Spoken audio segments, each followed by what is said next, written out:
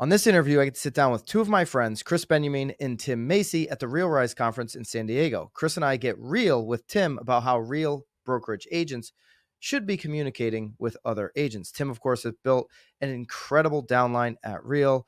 He's the $3 million man at Real, while Krys is a top producer in Southern California, and we go deep on some of the content strategies that Krys has. This interview goes a number of different directions, but if you're an agent or a team leader who's thinking about listings, thinking about content, and maybe even thinking about Real, you should try check out this pod. Hope you enjoy.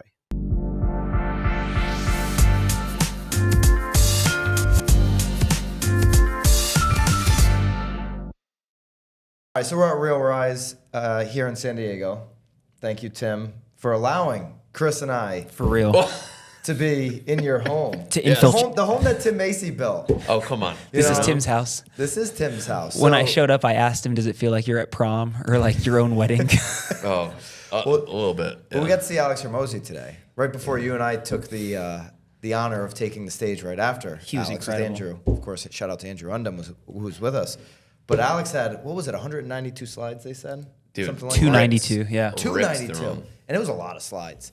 But one of his slides showed, hey, somebody at Real, or multiple people maybe, but somebody in particular, somebody has to be the top dog at Real, is making north of $3 million and a huge network that they've built at Real. And I said, oh, that's Tim. That's Tim Macy. Allegedly. Tim, how many people? Real's about 12,000, 13,000. Yeah.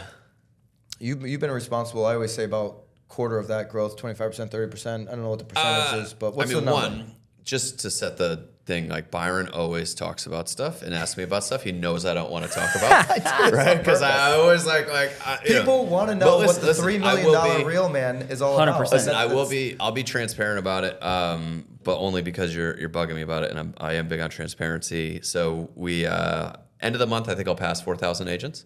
So right now we're like 3,900, and by the end of the month it should be 4,000. And I don't know what that accounts for as like the total group, because that's only on the 5 levels. And so there's obviously hundreds and thousands more that are full. But I'll be honest. One of my favorite things about I obviously haven't built all of it, but I will say I've built a good amount of it. And one of the foundations that I always knew I wanted to start with was the community, and knowing that like if it was all me, it would be pretty crappy. Like if people, I agree. Yeah, right? It's just you. You know what I mean? Right, Krys, that'd be no good. I mean, you don't know how to sell a house. If people were just joining for me, like that is not a great proposition. And so from day one, I understood that. And we worked on building not just connections from a top down, whether that's a corporate or a downline, which isn't really our jam, but making sure people felt connected across, and that like I found great people to connect with our agents and great people to build this community with. That was important. So when you talk about the house that I built, I'm like, man, I may have grabbed lots of people. I may have grabbed a couple of the contractors. What I mean? Right. I may have brought some of those people to the table, but there are so many people that have built this thing. I think for me personally, I always reference that because obviously the first time I ever heard about Real was a phone call with Tim when he was going over from EXP, of course, with Jeremy Knight. You guys went over around the same time, and that was the first day I bought Real stock. So I'm not biased here. I am a shareholder, but I'm not biased. Yeah. We did a pod together, or a panel rather, here at the conference. Yeah. And we were able to do something pretty unique. Me, you, and Andrew. And, it was fun, man. I thought that was pretty unique. Where it's like you've got outsiders coming in. Mm-hmm. We're not Real Brokerage, and we're able to poke some holes in it, right. Or just kind of say, hey, here's from the outsider perspective. Maybe what some opportunities are to even make a great culture even a little bit better or more understandable. And I don't know, what was your takeaway on the whole experience?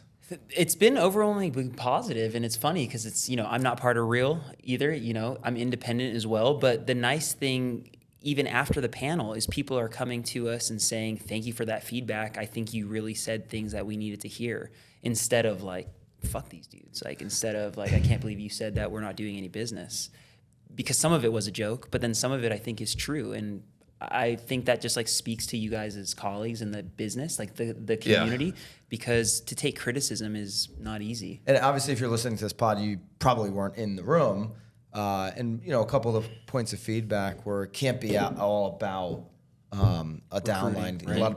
Maybe a lot of people aren't in this business for that, and you can't have rev share without revenue. Right. Doing a lot of deals, doing a lot of listings, and really being there consumer facing first, and all of these different things. But the thing that I loved about the fact that you guys did that was that no one likes someone who thinks they're the best and they have it all together and they have all the answers.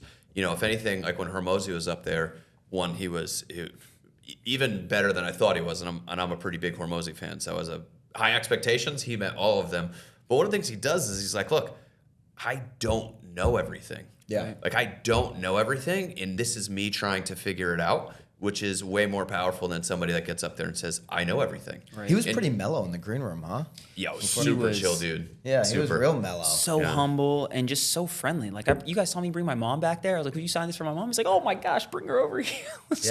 He's really nice. He was, I don't know if he was in a Zen mode or something before he went up there, but I think he that's never how he really lives. flinched. Yeah, I think that's I think that is how he lives. So I bring all that up because I do want to acknowledge, Tim, that you're a massive recruiter. And you don't want to be called a recruiter, but bringing a lot of people in here.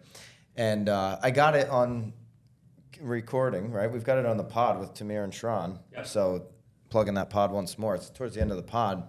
On tape, they both said, the debate. The Real versus EXP debate is a go. It's a green light. It's a green light. Out of Tamir's mouth on video. We have proof. Okay. Who are you debating, though? So Tim, I won't do this debate unless Tim is a part of it. Yeah. Fair. I love Sharon. Known Sharon over 10 years. He's more the executive team. It's got to be an agent on agent debate. So it's got to be Tim. So why is Tim doing it? True. It's a good point. Why is Tim doing it? It's got to be Tim. It's got to be Jeremy Knight or Brad. It's got to be that crew. Then it's Kyle Whistle, Dan Beer, EXP doing the debate. And, what we had talked about last night at dinner, some of the advice that we gave to the audience of, 1,300 real agents was be just out front. Hey, love to have you. And this is what you've always done. Love to have you as part of my world, but here's everything that I'm doing. You can have it all for free. It's the Sharon style. It's like, just acknowledge up front, hey, love to have you part of the world. Now it's over with. Sure. And then just give and provide. And that's what I think about when I have an EXP, real debate, collaboration, conversation, whatever you want to call it, on the BAM stage, on the YouTube channel, where it's like, okay, here's one model, here's another. It's not behind a closed Zoom. It's not a secret. We're going to lay it all out there and let everybody decide in the chat. Let everybody decide in an open format, a video that can get watched over and over and over and over and over again, and compare and contrast side by side. So, Tim, when are we setting this up? Well, can I say something nice about EXP before we get into because you've been at EXP. Yeah, and EXP changed my life. Yeah. So I have a lot of nice things to say about EXP. But on the debate side, it's like what I love about EXP and Real is that you can just go on the internet and find our whole compensation plan. And not all companies are like that. Right. And what I think is interesting is that EXP and Real, and there's a couple other ones out there, but the thing that I love about this as a culture is that everyone's on the same deal. So I know you're talking about like Kyle Whistle, right? Like, and Kyle and Dan have done some amazing stuff. And if you look at and they make a ton of money at EXP, they're on the same plan as everyone else. There's no sweetheart deal because they did this or did that. And so, like, as an agent, I have a lot of, I really have a lot of respect for companies that have that level playing field, because that there's so many moves going on, especially right now. Everybody's making a move. And I talk to these teams and brokers all the time, and they're like, well, what can you do for me? What can you do for me, right? Lay out that red carpet and make it really thick. And I'm like, look, our carpet's great, but it's the same one everybody else walks on. And if you are who you think you are, and you're who I think you are, right? Because I think you're great too, everything will work out for you. You'll get all the things, but everything is earned and nothing is given. And I think, like, for me, I love that. Like, I love, and because it's the same way in business. Yeah. You know what I mean? Like, hey, you think you're great, I think you're great, but let's see. Let's go out there and let's go out and see what's up. So. And I love that. Let's go see what it's all about, which is why this debate, Krys. I mean, can you? I'm agree into this- it. Yeah. I'll referee it. I will. Is this just a push for the debate? The So whole pod? are you? Well, we can. Move, What's the second We thing can on the move on to agenda? the next segment of the pod once you confirm you are in. Well, look, allegedly. Allegedly. Yeah, that's my word for the conference. So But you're in. I would say Jeremy I'm Knightson, we've not got out. 3 of the 4. Yeah, I'm not out. I'm not out. I think you know? he's in. I I'm think not he out. could be persuaded. Yeah. For some exclusive Jordan 3s. Well, I know you got a whole closet full, my size, and you said you're trying to get away from that time in your life. So I'm here for you. Krys, do you think this is something the industry needs? To see them on the same stage, virtual stage, BAM. Oh, I Are think- we gonna do it in Verbella, or the Where's thing? Verbella? I don't know, the EXP World thing. No, we're gonna do it in BAM. Oh, YouTube. okay. This Okay. YouTube All right. I didn't channel know. right I didn't here. know. I wasn't sure. I do what think that direction people we're would love it because for the outside perspective, Yeah. I think for like the average agent, no disrespect, all the shit feels the same. going. Yeah, It's a cloud. The agents are in a cloud. There's a downline. Yeah. I think for a lot of people that are just operating at arm's length. You know it's what I will like- say though too, if like the audience, I like Real's colors better than EXP's. Like I'll pick theirs logo over. You know what I'm saying? Or I'll take the EXP But because here's- I like here's the their thing, logo. They got Just- good merch. Yeah, they got good just merch. like we do, try to. For the audience though, and this isn't a real pitch. I just think like a lot of people are in a position where. Disclaimer: this is a real pitch. So look, let's be real. A lot of people in this industry are feeling some friction, and they're feeling like maybe they need to make a change. And some of them shouldn't. Some of them are just thinking that a change is going to help them. But I will say, when you talk about it all feels the same, it usually feels the same if you're on the outside. If you're just observing, Right. They all look the same. They all feel the same. But just from being here Right. for a day or two, you're like, okay, I can definitely tell what this is about. Like if you are interested and you've observed EXP and it's anything on your mind, you should go to EXPCon. Like you should Right. go and feel what it's about because you don't know 100%. until you're actually there. And so I don't know if like Realty Executives does an event, but if you're like observing them and you should go and experience it because the biggest thing I see with agents is they get oversold. Right. And then they sign up to they make the move and then they get there and they're let down. If you're like being pitched for a team, for example, any team, any brokerage, and they're not willing to say, hey, just show up at our monthly meeting or show up on our Zoom, show whatever. up in our office like anytime you want. Right. If they're not giving you that opportunity until you join, that's probably a red flag. Yeah. And what I'll say about what you're saying here, a lot of people are thinking about this, thinking about that right now. It's undeniable. It's certainly that season of the time of the year too, quarter 4, quarter 1. It's going to be a really hard 6 months.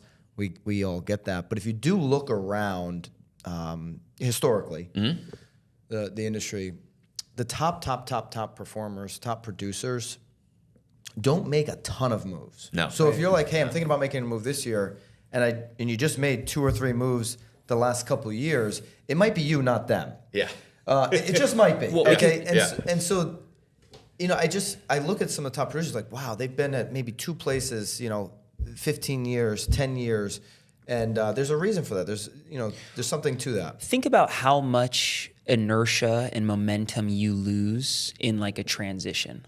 No matter how dialed in the machine is, suddenly now you're thinking about logos, branding, new letterhead, all the bullshit that really doesn't move the needle. And I think for like a top producer, I think of a lot of in my head, it's like, that's not what to spend their time doing. Well, because And for the consumer, they don't know the difference between they could care less. realtor Right. and real estate They could care agent, less. let alone Right. brokerage A and brokerage B. Right. And what you said on stage, I think was very powerful, which is so funny for this debate to be sexy, is that it doesn't affect that many people because so few are part of this like rev share. Like so few are performing at a high level that they're actually making this- meaningful money. The stat I gave, which I got from Tamir, I don't know if that was in the pod or not, but again, that pod is linked down below. Great pod. The pod with Tamir.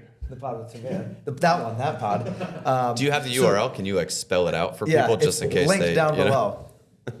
So Tamir, the CEO of Real, he said, hey, I said, how many agents are actually getting rev share in this company?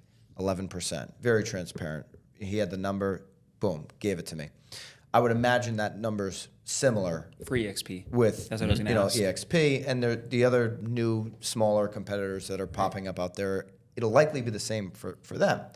Well, the reason why Tim's been so successful and others is he's got something to offer. Sure. Whether that's which maybe not, maybe the others, but no, definitely Tim as well. Like, hey, proximity or resources or connections Right. or training or accountability. And these are all the things, whether you're joining any brokerage that you're looking for, sometimes it's leads. And there's a reason why it's 11% and not 51%, because there are people that are focused on, they've built up this business, they've figured out what works, they've connected with the right things to do in their markets, and now they're sharing that with those that they're bringing into their network. So I think there's three things that I think about when I talk to agents. It's what are you doing right now, and how is that going to be better where you're going? So like you said, a lot of great teams make one or two moves, and they usually only make it because they're like, hey, I could be a little bit more efficient over here. I could do, and their business pretty much stays the same. So what are you doing right now, and is that going to be better over there? And then the other thing is like, what do you want to do?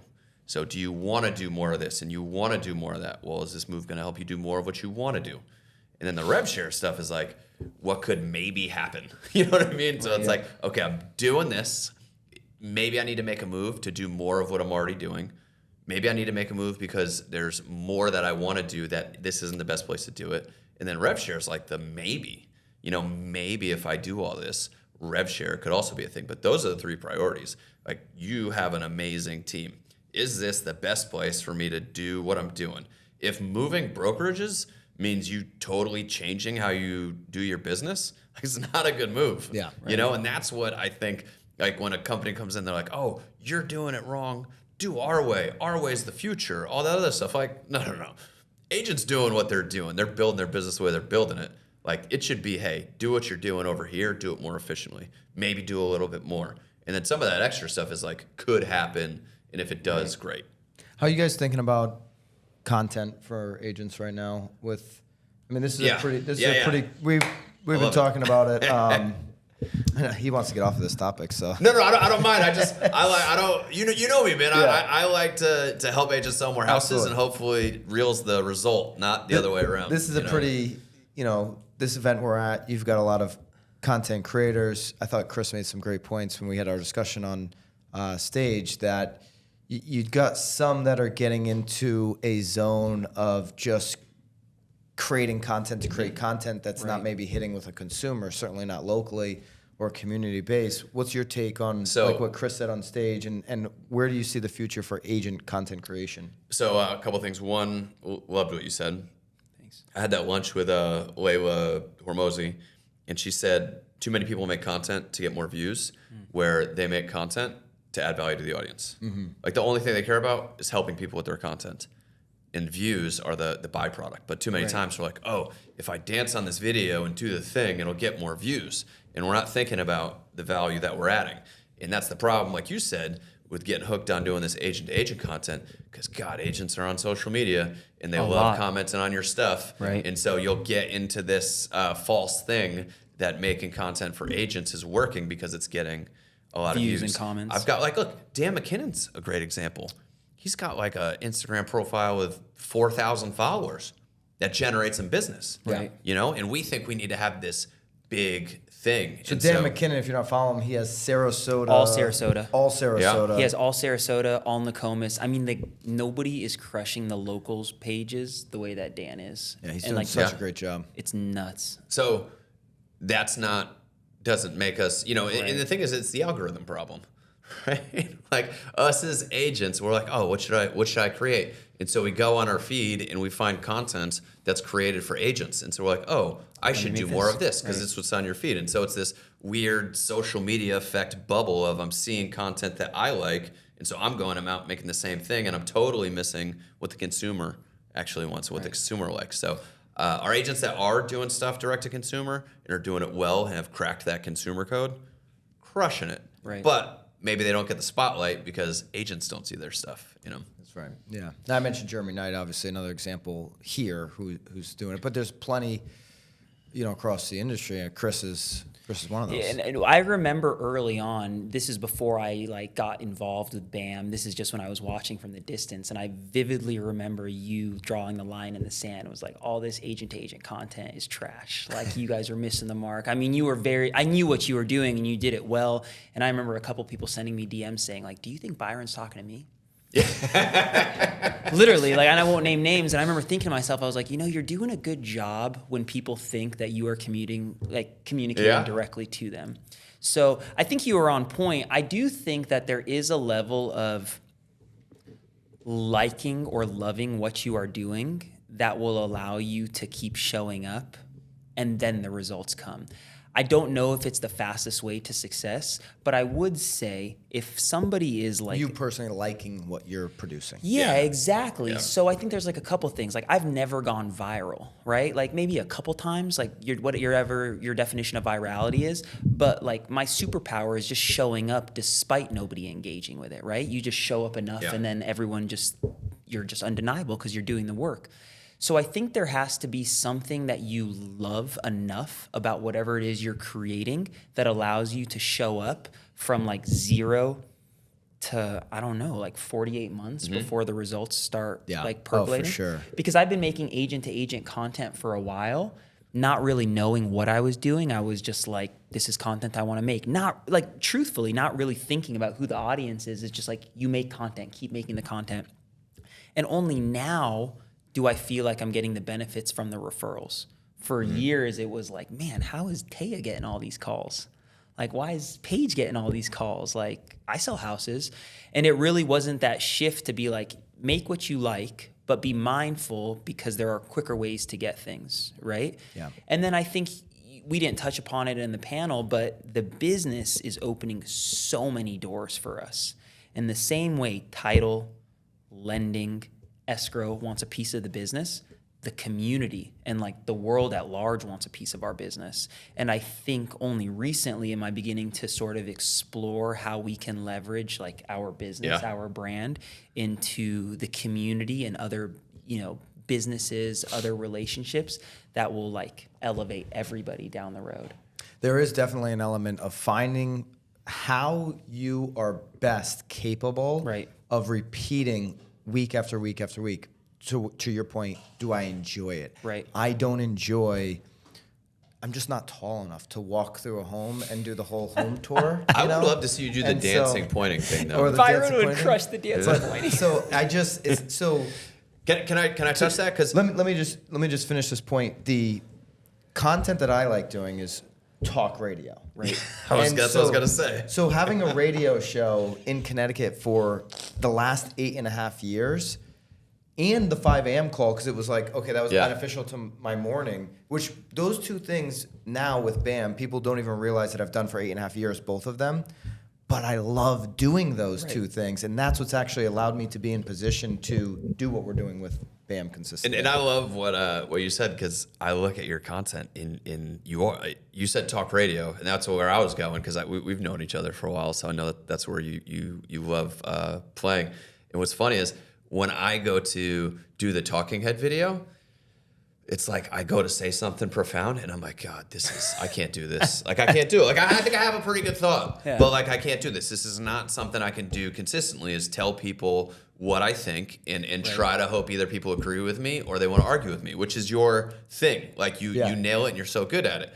And like I'm like, I can't do this. So what did I do is I do my thing. And then at the end of it, I say, and this could be terrible advice, because for me, in order to keep doing it, in order to have fun with it, in order to enjoy it, I have to acknowledge the fact that I'm just some dude on the internet, and this could be terrible advice, because the whole thing doesn't seem enjoyable to me until I figured out a way to tweak it and make it my own. And I'm like, oh, I could do this stuff all day. This is great. So for a lot of people, if you're looking at Byron's stuff or they're looking at Krys's stuff, you go try to do what someone else is doing. There's a bit of rip off and duplicate. There's a bit of copy success.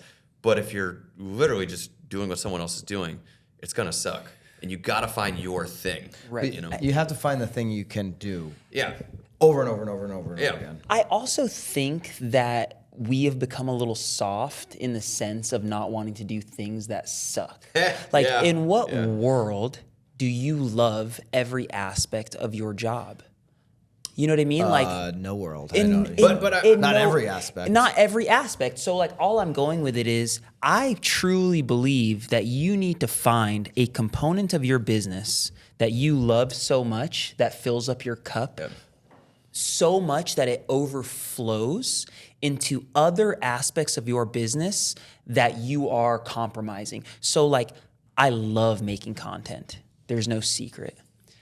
When I am calling a listing or like a seller and I'm wanting to get something like in writing, I want to list this property. Of course I want to get paid. Of course I want to help this family move. Of course I want to get a buyer into it. Like I want all these things, but I want to execute the video that I've been dreaming about for the last 4 months. So if that piece of the business is what motivates me to make my calls. And you're articulating your vision for the video to the seller and that passion is pouring out. And you're more likely to get the listing signed because they're like, this guy's passionate about my 100%. property and showcasing it in a different way than professional photography in a Zillow feed. Mr. Lazine, I've been dreaming about your kitchen. Like this is what That makes one of us. Tell me more. So yeah, I just think it's like you don't want to make the calls. That's okay. What do you want? And if the calls are a product or a piece of the process to get you to what you want, the calls aren't gonna be so bad. Yeah. I agree with doing the work. That's what we've talked a lot about this week, you know, because I talk to new agents all the time, and I love talking to new agents because they don't know any better. Right. And like not knowing any better is a superpower right now because I talk to agents and I'm like, let's do the open houses. Let's go to it. And they're like, and I'm like, what do you mean? When you were a new agent, you would have done an open house every day. You would have knocked on 1 million doors. But now since you had it easy for 3 years, now all of a sudden it's harder because it was easy. Right. New agents don't know any better. And so they're just going to go out and build their business when it sucks. And they're going to have a more durable business when it gets better. And so like, I'm all for the doing the hard thing. Hope you're enjoying this interview. If you want to get the most out of what we do at BAM, join BAMX. Use code INTERVIEW to get the lowest price ever. Prices, in fact, go up on December 1st. Everybody in pre-December 1st gets grandfathered in. If you want access to all of our courses, our live streams, our daily downloads from the hot sheet, and our community, get into BAMX now. It's how you get the most out of our content. Use code INTERVIEW to get the lowest price ever. Prices go up on December 1st. Get grandfathered in now. I was with a couple agents, I don't know, a couple of weeks ago. They're like 27 years old. And so I was thinking about it. I was like, wait a minute. How old were you guys in the GFC, the Great Financial Crisis? Like those years when I was buying property, went bankrupt afterwards. They're like, what year was that? 2004? Third grade or something? What is it? I don't know, 11? What are you talking about? So I'm like, no wonder there are agents that right now, when you talk about the Great Financial Crisis and going through that time period and the fact that in 2011, 12, 13, 14, it was where I was in the Northeast in Connecticut, it was almost impossible to get somebody to see one of your listings.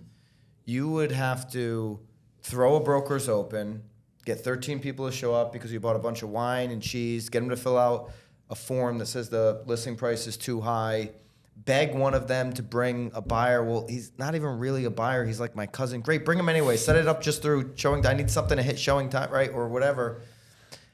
And they're like, you're that old man saying you used to walk to school in the snow. Well, no, this actually happened. Inventory was the complete opposite. In my state, in Connecticut, you had the most inventory of any state in the nation. Now that is totally reversed. We have the least amount of inventory of any state in the nation. So these markets do and will always change.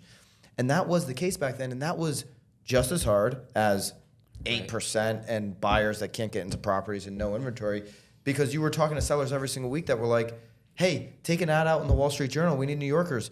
The commission on this is $5,000. I'm not taking out a $10,000 ad in the Wall Street Journal. Are you out of your mind? What are we talking about here? Right. And it was a very difficult conversation because people were frustrated. There was nobody looking at homes, literally.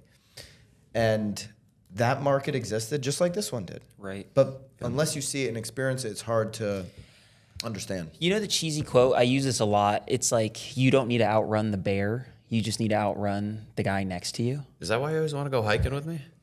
Yeah, somebody's got to get caught. Right.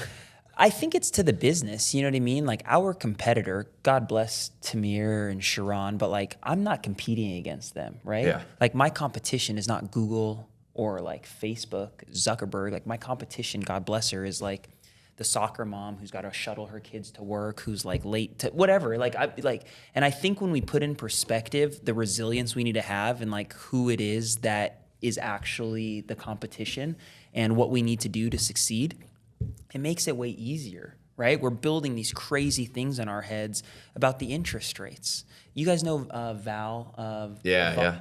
So God bless her. What's her last name? Vander. I think I showed you Is her this the one yesterday. at dinner? Yeah, I think That I you showed showed you. me? Yes, the older Yeah. woman. So yesterday, this person comes up to us and The experienced woman. the very Yeah. experienced woman. Yeah. How old is she? In her 80s? I don't know. She's been in the business a long time. She's been in the business so long. One of that the sweetest people I know. Sweetest. Yeah. The guy was comfortable enough to say, "How did you deal with objections in the 60s, 70s, and 80s?" And she was just like, "Yeah, I had 18% interest rates, and the difference is that there's media now putting it in people's faces. Like now there's CNN 24/7." She's like, "If there was CNN during Vietnam, it would have been a different war." But she was like, "Everyone needs to just understand there is a group of people that will always transact. Mm-hmm. Like this guy sold a house this week and you didn't. It's not the market." You know what I mean? Like maybe this guy's working harder than you. But whatever it is, the wheels of the economy are moving and it's just like, get in the car, don't get in the fucking car. Well, and I mean, the pain point is the opportunity. It's like I live in a neighborhood that is a pretty high price point and has a pretty good turnover rate. And so it should be on everybody's list in my market to farm. And I used to go check the mail and I'd have like 8 postcards from agents, all just, A month. I don't know. Like it just, I'm getting like 10 a month in my neighborhood in Naples. Do you think that's a lot or a little? It seems like a lot because I see them every. Well, they're stacked up. I look at the mail once a week or whatever, and so, but it's they can't door knock in their defense. That's the only way they can get into the neighborhood is By mailing? by mail. But I can tell you, I'd get a bunch. And I haven't lived in the neighborhood that long, so I'm like, oh, I wonder, like, who's running the neighborhood here? And I could tell on, who's got some sales, but like who's owning the mailbox. And there's a bunch. I couldn't really tell. But in the last year, I've seen it drop down a ton. Now I get 1 or 2 pieces That's of a mail. good point. I'm not getting as many. Yeah, right now. and that's a the good thing. point. Yeah. It's like the same work gets less results. And so naturally, instead of agents saying, oh, I need to do more work to get the same I result, send out 2 a month. they'll say, hey, this work gets me less results. I'm going to do less of this work. There's one that consistently does it, and she has the only piece that gets my attention. She recaps that month sales in basic table format. I can understand it. I can read it. This month, this year, she lists out highest price sale to the lowest price. I was so proud of myself because I was the lowest purchase in the community the year I bought. I kept making sure I was at the bottom every month. Maybe that's why I was so curious. I'm like, yes, I still out-negotiated everybody in this community. You would. You would. But it's valuable information. I want to look every month. Somebody set a new record, right? Dude, we're completely different personalities. You're looking at like I'm buying that house. You're and like, I'm w's got a QR code? Let me. I'm just jam that saying. thing. I'm the complete opposite. Like we're building this house, and I'm like, I don't think I'm overpaying for it, but I'm like whatever. It's good for the neighborhood. It's good. I'm I'm helping out the neighbors. Maybe I'm they'll like, bring me yeah, cookies. whatever. Like money comes, it goes. No big deal. Yeah, that's how I am on the new place. I'm completely overpaying for it, but proud of this deal. So. But the point is, agents will stop doing the work when it gets less results, which means there's more opportunity for people that are willing to turn it on. I don't when think it that's gets, agents. I think that's like... Yeah, I mean, it's a human condition. Right. But if you told me, like, I had to do more push-ups to get the same result, I'd be like, push-ups don't work well. I need to go find something new. When in actuality, I just need to do more push-ups. So it's opportunity for the agents that are going to stick with it and do the thing. The other thing I like about your postcard is that there's also this thing of like, the consumer's dumb. Like they don't, like Zillow's lying to them. Like the word is Zestimate. They understand it's Zillow's estimate. Yeah. Nobody goes. No, nobody's confused. Right? And it's the same thing. It's like all people want is the frickin' numbers. Yeah. Not just sold. Call me about my unique marketing. Just tell them All the of things. those to me I just don't even see them. They go with the other, all-state postcards that I just do one quick One rip. and Yeah. I don't open. If it's an envelope that I know is marketing, I'd never open. Right. Rip in half Toss. and toss. And that's why if people are doing envelopes with, just pre-printed addresses and Right. stuff, I'm like, so easy for someone to identify that's a rip Right. and toss. If you're gonna do it, like pay someone or a You gotta company. do There's rip. companies out there that do the handwritten, Right. where at least it's like I gotta open to see what's inside, and then if you've got a creative hook, you're more likely. If you're gonna spend the money on direct mail, at least increase the chances Right. of your conversion. I think especially going into the market that we're going in, people need to be highly analytical over the action, but then what's the result of that action? Because we get so quick to caught up in the habit of just doing it. It's like, Byron, I'm doing it. I'm making my calls. But the truth is, if you are making your calls all day to like a circle prospecting list, you're probably gonna get a lot of bad numbers. Yeah. It's like not the highest, best use of, I think, your time. I'm just using that as an example. And I think with mailers or video content is the best example. It's like, well, I'm making the video, Byron. So it's like, But it isn't any good. Yeah. right, but I think it's the same thing as the mailer is you get the videos, it's like I'm making the video, but the video starts with them like coming to the camera, hitting record, and then there's that 3-second like, and I'm Krys Benyamein, thank you for watching this video, and it's just like, And I It's a figured I'd zero-sum go live. Right. Hi, Mom. but it's zero sum, Yeah. right? Like that's the unfortunate part about this is like, you got to do the point of that is, and we made the point earlier, you got to do things over and over and over and over again until you get good at them, right? Or until you've figured out what works and what doesn't work. but you have to like acknowledge just because you're doing it doesn't mean that Yeah. it's right or it's enough. That's You know what I it's mean? enough. Like if you're gonna do a video every day, like if ever I told Tom Toole this, God bless Tom Toole, but when I saw him at BAM camp, I said, Tom, God has never blessed Tom Toole, by the way. You see this man? I blessed him 3 times, but like I said, Tom, like you're crushing it, bro, but you need to cut your little Tom Toole's tips. You guys know what I'm talking about? Yeah. He would say something and it would Yeah. go, but I'm like, it's not good. Get rid of that and get right to the hook. Just- He's got great Yeah. hooks. Just get to it, right? And that's like somebody that's performing at a very high level. It's like the smallest adjustment is going to have him just go like this because nobody's making it past that. Yeah, and he's great at delivery. He's a rock star. And these are the small tweaks. I was sitting with an agent down in Florida, I don't know, a month or two ago, and he's a great guy. And he's telling me about some of the things he's going to do to get his business going in 24. And he's like, I really would love your opinion. And he shows me a diagram of a new business card. I was going to like his logo. No. He's like, hey, I'm thinking about this new business card. I'm like, well, he's definitely never seen my content in the past where I say business cards suck. And Yeah. they're terrible and you don't need them. And he's so proud of it. It's like, it's like a metal business card. Yeah, so, yeah, so yeah. it's like the Amex, right? Where it's Right. like, Hard. Yeah. he's like, don't you think this will make a significant impact? I'm like, I don't know. I mean, if you gave it to me, it'd be like, now I have to find a way to throw this away. I don't want to carry this around. I got cards. I'm like, the point of whether it's going to work or not is irrelevant. Right. How are you going to get into front of more people that are actually going to accept it? Are you joining the club and creating relationships? Like, what are you doing to get more face-to-face opportunities to even present it? That card. Well, what I love about one, I'm still stuck on this psychology around this postcard that you like and the other ones that you don't. And I also think it ties into the thing that you're doing with the $100 bill ad on YouTube, where I think as agents, we have this idea that we need to hide the value a little bit. You know what I mean? Like it's like the age old thing when MLS, was a thing. MLS and then, book. Yeah, the MLS book, and then like we feel like we need to hide the value, where this person just giving you more information is interesting, and like you need to give people as much information as they can, where they could go do it on their own. Easy to digest. Give them all the things where like, hey, you could go do this on your own. Here's the price you should do it at. And the same thing with your $100 ad. It's like, not only will I give you exactly how much your house is worth and give you all this stuff, I'll also give you $100 after I'm done. Like, take it all. Yeah, but the best way to actually be on a listing presentation and get somebody very comfortable with your expertise and your confidence is to tell them exactly how they can list their home for sale by owner Yeah, without you. without me. Yeah. To your point. Yeah. Is that how you would handle listing presentations? I've done it so many times.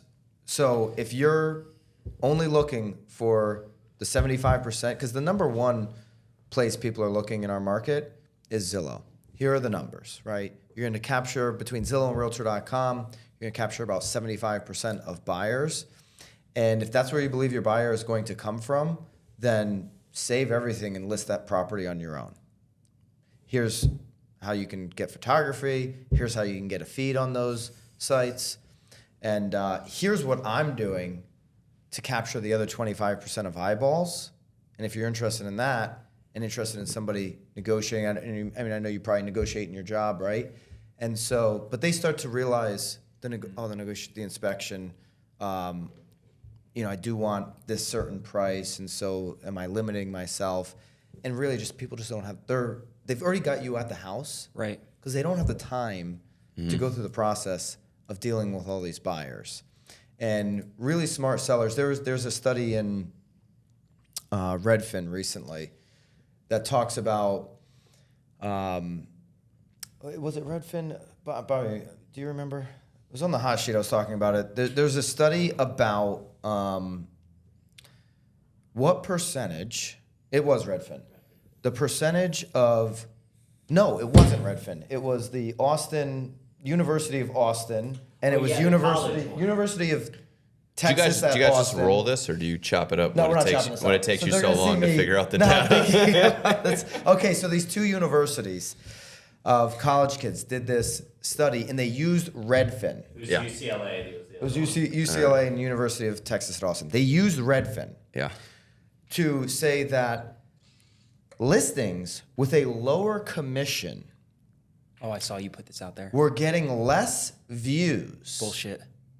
than listings with a higher commission. And so the conclusion that these college kids came up with was that agents were not sending the Redfin listing to their clients, which is why the views on these listings were lower. No dum-dums. No agent is sending Redfin listing links because agents hate Redfin. Yeah. Right. Yeah. The consumer is skipping over those listings 'Cause they suck. because that seller is a cheap ass. Yeah. Didn't pick the right price. If they're trying to save on the commission, they're likely going for an unrealistic price. Right. Buyers are smart. They know it's overpriced the minute they see the house, the square footage, the bedrooms, the bathrooms, and they scroll right past it. They don't click for more information because they say, bozo, ooh, look at that. And when they say, ooh, look at that, it's a seller who selected a professional, who invested in the presentation of their property, how it looks on photos, how the write-up is positioned, when the open house is scheduled, what the day they hit the market, did they do a coming soon? All these different things that add up to a great first impression onto the market. And consumers click on that over and over and over again. So when you're sitting there with a seller and saying, hey, you could do this all on your own, or you could have everything that I just outlined and increase your chances of a high sale happening for you, they pick that. That's why they've got you in the living room. What was goofy about that is the idea that we're picking every house for the buyers. Like, of course I love when I find a house, Yeah. but like 99.9% of the time, it's like, Chris, this is the house that I want. Take me to this house. Like, the thing though too, what's funny is showing people the exit is the best way to build trust. And so, dive into this on the pod, but that's what I do in all of my calls with agents is I tell them why they should stay where they're at. Like, they'll only trust me to tell them why they should come over here if I'm willing to help them stay where they're at. Yeah. And only if it makes sense do you come with me. And it's like the same thing. You have to explain to the seller that they could do this on their own. And this is exactly what it would look like. Because it's an option. And It's an if they option for don't them. know all their options, how can they pick the right one? And you don't want to scare them from it, because if you're scaring them from it, you're a salesperson trying to convince them to list with you. They need to have all the options. And just heads up, everybody needs to understand, college kids are great. They're having a lot of fun. Their studies and surveys are oftentimes really bad. They're just terrible because they didn't even take enough time to go deep on the industry, get some real estate. Hey, our conclusion is agents aren't sending the listing. How about talking to some agents like, what's the perspective here, or dig a little bit deeper? So stay away from college kids. They're terrible. Well, you could educate them on how to buy a house, and then maybe they come. I mean, look at your market, right? Yeah. The market San Antonio. live in, of San Antonio, where Zillow lost so much money on Zillow offers. Dude. And that was a lot of college kids on the phone, like sending offers to people after the algorithm generated one, and they're approving it.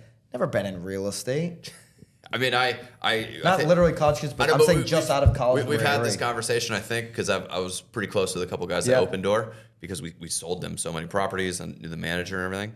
And it was a great, like, optimistic mindset they had about how to change the industry and all that stuff. And it was like, I looked up to it a little bit. It was inspirational. Just wasn't realistic and didn't work. Yeah. And so, like, I love being inspired by things, but at the end of the day, like, I can talk to you about boxing, and I can talk about how the right way to throw a jab is, and we can even practice it for a while. And then if you get in the ring and actually have a fight, it's a whole other freaking ball game. And you're like, what do you mean? I've been reading books about how to throw a jab for 6 months. Why did I get knocked out in the first round? Being on the driving range before 18 holes is much different than being on the tee box and I got to put one down the middle here. I loved Hermosi's breakdown of that when he was explaining the loyalty test. He's like, yeah, you're a faithful partner, but has anybody... That was very powerful. Tell me more about that. Well, I thought he was really effective. The example he said is, people are proclaiming to be loyal spouses, but has anybody approached you and you've tested that loyalty? And I thought that was really just applicable to everything, is we have these skills, but really how much are you exercising them? Yeah. There was a few things that really resonated with me. What you're saying is somebody could say, hey, I'm a loyal spouse. Right. But maybe they're not attractive enough to have a 10-plus model come up to them and test the theory. So they haven't actually been teased to... Yeah. Well, then you're like, okay, now there's a scale to it. I'm a good husband. Like, how good a husband? How good? Like, has a 10-plus supermodel come up to you? But I love its applicability to everything. You know what I'm saying? Like, so I just recently had a baby. You guys know that. Yeah. To 7 months. Paige goes to work early because her call starts early. And I'm training for a new mountain, and my thought in the beginning is like, well, how do I do this? I can't leave the house to go running. I can't go to the gym. Somebody's got to be with the kid. The nanny can't start at 5 a.m. It's like, how do you test your commitment to these goals, right? Yeah. Put a box in the living room and just do step-ups. You know what I mean? Like, you want something. What is going to prevent you from doing it? What's the new mountain? There's always a new mountain. No, I wish, not yet. I'm going to climb Aconcagua in Argentina. It's the biggest in the Americas. It's about, we can check this. I think it's about 23,000 feet. Bigger than what you did at Mount Everest. No, Mount Everest is the biggest in the world. I don't know if you know this. Little known facts. Everest is the tallest mountain in the world. Well, that's what I thought. Yeah. So that's why. But you are only as good as. You've already done the biggest. But it's like... Biggest isn't always the hardest, though, right? Okay. Correct. Yeah. Biggest is not always the hardest, and you're also only as good as your last sale. That's the funny thing about... Like, I can't wait for Q4 to be over in a sense, because all of our 2022 numbers, nobody gives a shit about. What did you do in 2023 when it got hard? Yeah. You know what I mean? Yeah. 22,837 feet. Okay. So just under 23,000 feet. Yeah, realtor math there. Just bumped it up to 23. Yeah. That's good. It's easier. Just under 7,000 meters. But the point of it is... You're only as good as like your last, and I don't know if this is a great way to live forever, but you're only as good as your last transaction. You're only as good as the last person you served. Yeah, you're totally only agree. as good as like the last podcast you put out. I climbed Mount Everest almost 2 fucking years ago. Who cares? You know what I mean? And like, if I'm going to hang my hat on that, like my point is you test yourself. If you say, hey, this is my last year, like if Tim's like, hey, you know what? I've done a lot. This is going to be my last year really being front and center here, be forgotten. 12 quickly. Months. Less, right? Less. Any of us, right? You stop doing so. You look at great. How often are people talking about Tom Brady now? Yeah. And he's the greatest of all time to ever do it. Right. Yeah. But we're not talking about him. We're talking about Lamar Jackson. We're talking about Patrick Mahomes. We're talking about these guys that are doing it still. You know what I love too, though, is again, so much of my time is talking to agents, which is tough because I like to make sure I try to stay connected to the consumer because that's what matters, and I lose sight of that. But one of the things I get from it are I have agents that are having a tough time, and I empathize, and I try to listen, and then I'll do all the things. I've got a lot of other agents that are excited about the hard times. Hell yeah. And I think what you just said is that, okay, you're a great agent. Why? Because you were a great agent in a great market, in the best market we've ever had in the last 30 years. Like, that doesn't mean you're a great agent. Great agents, you can find out if they're great when they're tested. You can find out they're great when it's hard times. And so hard times lets great agents prove themselves. And I think a lot of them get excited about that. Macy shared today about the person who's been through multiple recessions. Yeah. Right. And so if you've been an agent the last 3 years, you haven't, I mean, I guess they did say that quarter two of 2020 was technically a recession, but it wasn't really because it bounced back so quickly. It was such a short little period. I don't, look, it but doesn't, you haven't been through one yet. But it doesn't discount. I'm not saying like, oh, you haven't been through a recession. You don't know. Like, just acknowledge that to make it through certain times, certain opportunities that are going to be presented, 2021, 2022 hours input will not equal what you're going to have to input in 24. Yeah. And people hate, I don't know if you ever get any kickback on the work hard part. Maybe it's because you just like sprinkle be kind on there. But the work hard is the reality for 2024. Yeah. And some people shy away from that. Like, I hate when you keep saying work hard, but it's going to be what works. Go ahead. Anybody that knows me knows I like to work as little as possible. So I will work hard, be kind. I also take a lot of vacations, and I spend a lot of time having fun. But with directed hard work, focused hard work, like if you're not working hard at all, you're not getting anything done. But there's a huge difference that I think gets lost, especially with realtors, between working hard and doing whatever the F it takes to get what you're trying to do. So like if you show up and make calls for 8 hours, who's going to say you didn't work hard? But if my goal is 100 transactions and I have to call for 16 hours to set the appointment, am I working hard? Yeah, but am I doing what it takes? Do you see what I'm saying? And that is the shift on the hat, in my opinion, is just like, I get you, bro. Like, I'm sorry. It's really hard right now, but it's going to be. So are you doing what it takes? Man, I love that. Ben Kinney, did you like when him and Tamir yesterday? Yeah. I mean, it's not to just say how great our event was, but to have like to try to figure out who your favorite speaker was between Macy, Ben Kinney, and some of these other people. Krys Benyamein? Krys Benyamein, obviously.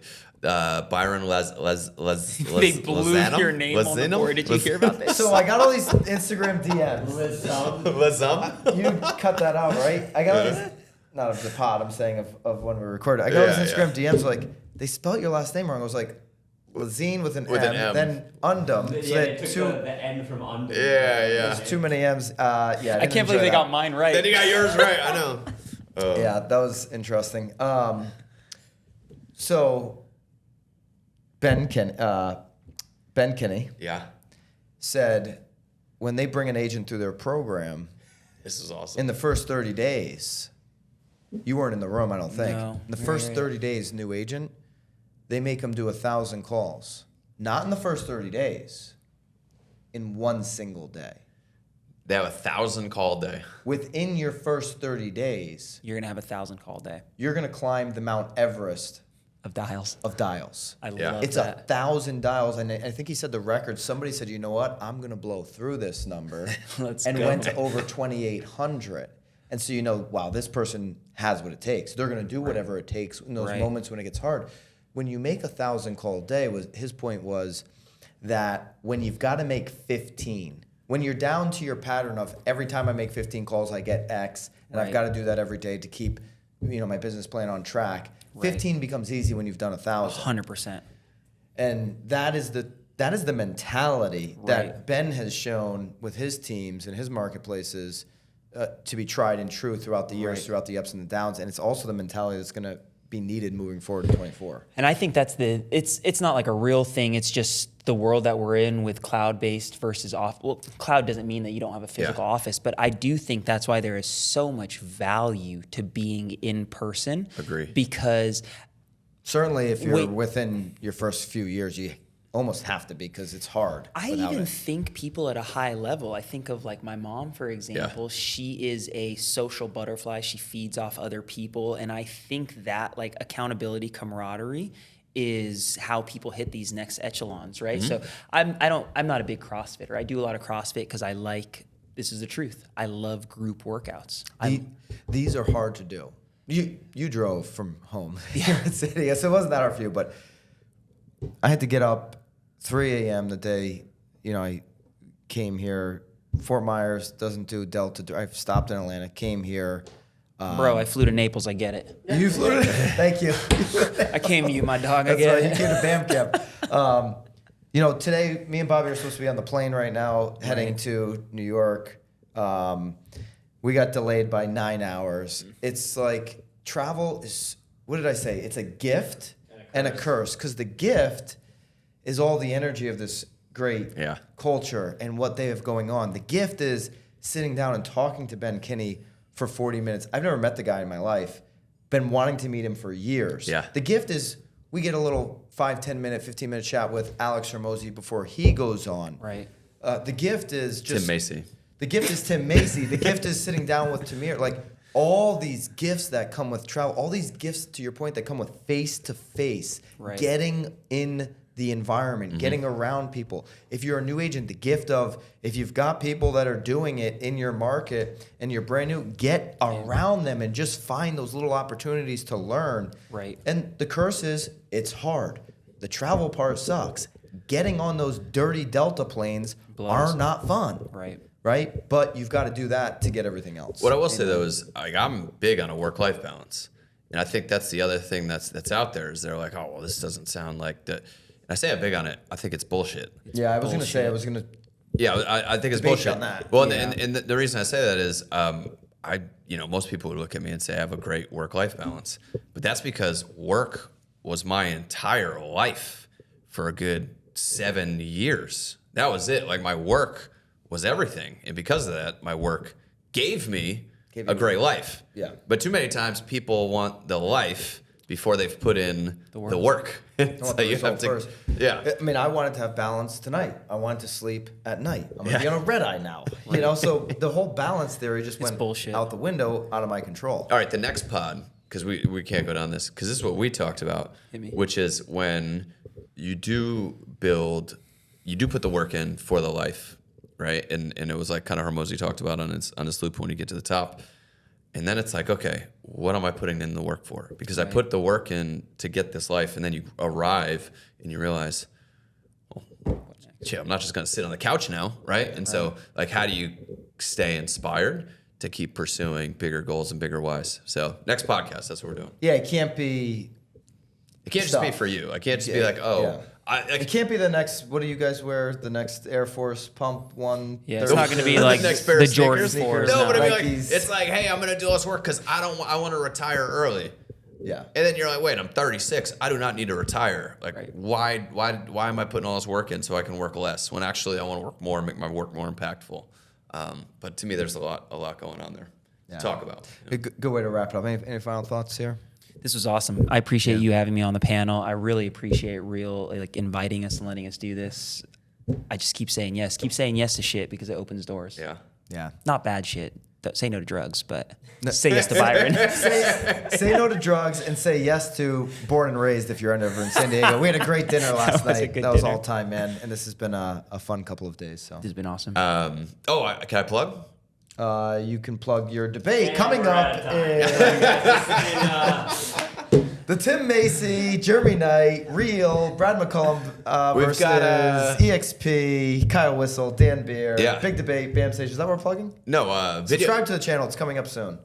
I got a video blueprint again this year. Oh, in yeah, April. plug it. Yeah, April 10th and 11th. And the reason I'm plugging it is because Krys is finally coming. Yes. Year one, I hit him up to speak, and he was spending time in the Himalayas, a.k.a. climbing Mount Everest. And then the second year, he decided to have a baby. Yeah. And couldn't do it then. So I thought he was avoiding me. But then this year, he's coming. He's going to be there. And he is coming as long as this debate happens before. Deal. Thank you, Byron. Thank you. I love you guys, man.